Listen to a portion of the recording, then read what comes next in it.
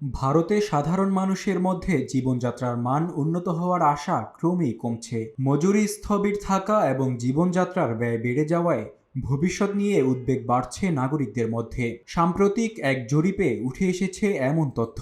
এ সপ্তাহেই বার্ষিক বাজেট ঘোষণা করতে যাচ্ছে নরেন্দ্র মোদীর সরকার। তার আগে সি ভোটার পরিচালিত জরিপে দেখা যায় প্রায় 37% উত্তরদাতা মনে করেন আগামী এক বছরে সাধারণ মানুষের জীবনযাত্রার মান আরও খারাপ হবে। 2013 সালের পর এটি সর্বোচ্চ হার বলে জানানো হয়েছে।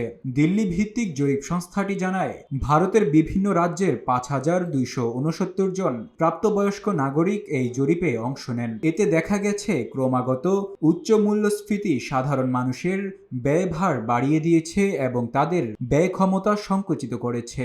বিশ্বের পঞ্চম বৃহত্তম অর্থনীতির দেশ ভারত চলতি বছরে গত 4 বছরের মধ্যে সবচেয়ে ধীর প্রবৃদ্ধি অর্জন করবে বলে আশঙ্কা করা হচ্ছে।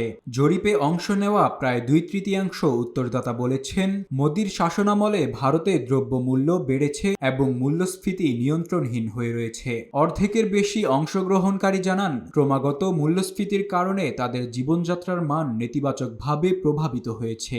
বিশ্বের অন্যতম দ্রুত বর্ধনশীল অর্থনীতি হলেও ভারতে কর্মসংস্থানের পর্যাপ্ত সুযোগ নেই। জরিপে অংশগ্রহণকারীদের প্রায় অর্ধেক জানিয়েছেন তাদের ব্যক্তিগত আয় গত এক বছরে অপরিবর্তিত থাকলেও ব্যয় বেড়েছে, আর 2/3 মতে এই ব্যয়ের ঊর্ধ্বগতি সামলানো কঠিন হয়ে পড়েছে।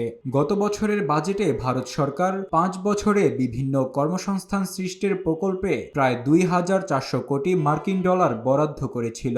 তবে এই প্রকল্পগুলোর বাস্তবায়ন এখনো শুরুই হয়নি। এমন পরিস্থিতিতে প্রধানমন্ত্রী নরেন্দ্র মোদী এবারের বাজেটে অর্থনীতির গতি বাড়ানো, মানুষের আয় বৃদ্ধি এবং মধ্যবিত্ত শ্রেণীর উপর চাপ কমানোর জন্য নানা পদক্ষেপ ঘোষণা করতে পারেন বলে মনে করা হচ্ছে। তবে তা বাস্তবায়ন কতটা কার্যকর হবে সেটি সময়ই বলে দেবে।